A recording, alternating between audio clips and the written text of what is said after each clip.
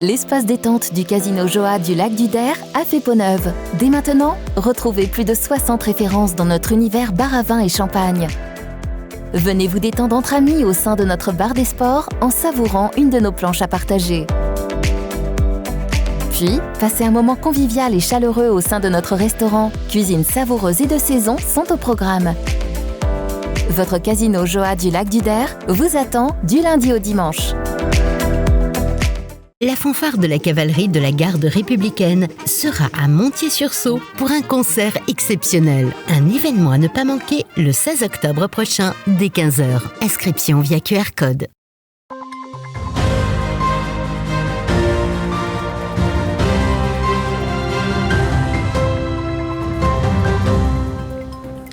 Bonsoir à tous et bienvenue dans votre journal du 4 octobre 2022. Tout de suite, les titres de cette édition. Les sapeurs-pompiers de Saint-Dizier de la base aérienne 113 sont actuellement en train de courir durant 24 heures pour récolter des fonds pour Octobre Rose. Depuis quelques semaines, les bateaux du lac du Der sortent petit à petit de l'eau pour laisser place à la vidange du lac. Et une journée de prévention routière a eu lieu à Bar-le-Duc réunissant près de 400 lycéens. Et voilà pour les titres. La course aux dons au profit d'Octobre Rose continue pour les sapeurs-pompiers de la Haute-Marne, ainsi que ceux de la base aérienne 113 de Saint-Dizier. Ce matin, une dizaine de soldats du feu se sont élancés autour du centre de secours Bragard, et ce durant 24 heures pour récupérer un maximum de dons pour Octobre Rose. La course s'achèvera donc demain matin. Écoutez. Notre équipe, eh bien, nous avons pas mal de seniors qui sont alités en ce moment. Alors donc que les pompiers se mobilisent, c'est un plus phénoménal pour nous, hein.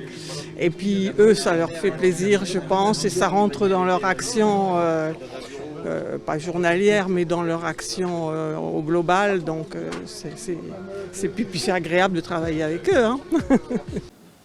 Et passons à présent à notre image du jour. La semaine dernière, le camp de Mourmelon près de Reims accueillait la 4e édition de Courir pour eux. Les aviateurs de la base aérienne 113, comme vous voyez sur cette image, ont enfilé leurs baskets afin de soutenir la cause qui est destinée à aider les enfants atteints de cancer ou encore de leucémie. Et partons au lac du Der à présent. Les rayons du soleil commencent à disparaître et laisser place malheureusement aux nuages et à la pluie, ce qui marque le début de l'automne et bientôt l'hiver. Durant ces saisons, le lac est vidangé. Il faut donc retirer les bateaux de l'eau, une opération délicate illustrée dans ce reportage de Nicolas Fontaine et Alison Godefroy. La saison estivale touche à sa fin au lac du Der. L'opération qui se déroule depuis ces dernières semaines, c'est l'hivernage. Elle consiste à sortir les bateaux de l'eau avant la vidange du lac. Donc on va chercher le bateau à sa place de port. Donc on retire toutes les amarres, les pare-battages, etc. du client. On sort le bateau de l'eau. Il y a une phase de nettoyage et après effectivement une phase où on va venir le poser sur le parc pour le stocker. 10 Marine, située au port de Giffaumont, doit enlever en quelques jours entre 150 et 200 bateaux. Une phase délicate qui demande beaucoup de minutie puisque chaque bateau a sa spécialité. En fait, les difficultés sont surtout de connaître chaque bateau, chaque tirant d'eau, chaque profondeur sous l'eau, à quelle période les sortir et quoi faire dessus.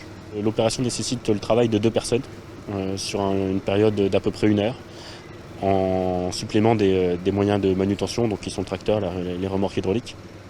Après entretien et quelques nuits de sommeil, les bateaux pourront reprendre le large d'ici le début du mois de mars pour l'ouverture du plan d'eau à la navigation.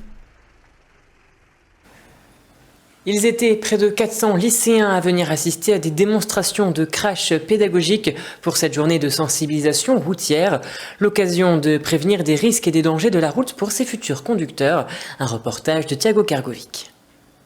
Ils étaient près de 400 élèves des 4 lycées de Bar-le-Duc à venir assister à cette journée d'action de prévention à la sécurité routière.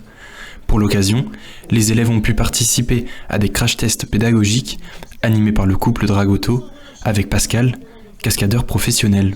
L'important, c'est qu'ils soient face à un événement crédible, qui soit rattaché à un événement d'une vie privée, ce qui pourrait leur arriver dans leur vie de tous les jours. Et je pense que les ateliers que le couple Dragotto a organisé ce matin était dans cette veine. La mise en scène d'un automobiliste heurtant un conducteur 2 roues caractérisé par un jeune mannequin permet de reproduire à l'identique les conditions réelles d'un accident. Attention, le résultat est puissant.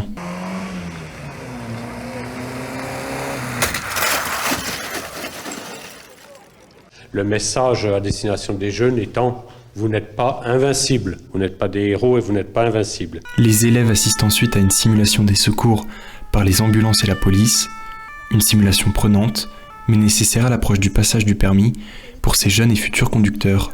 Le constat que nous faisons concernant la tranche d'âge des jeunes, c'est que les accidents de la route sont une des premières causes de mortalité chez les jeunes.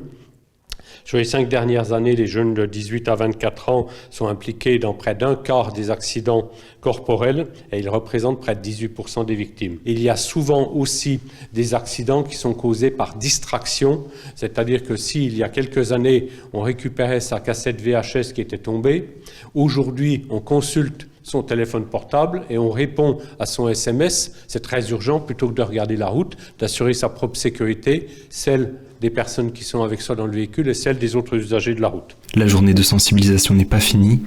Elle se poursuit l'après-midi avec d'autres ateliers de sensibilisation sur la sortie des discothèques notamment et les usagers fréquentant l'espace public. Et voilà, c'est la fin de cette édition. Merci à tous de l'avoir suivi. Dans un instant, vos prévisions météo de demain. Je vous souhaite une très belle soirée. Toute l'actualité qui vous concerne, à voir et à revoir dès maintenant sur puissancetélévision.fr et sur notre application mobile.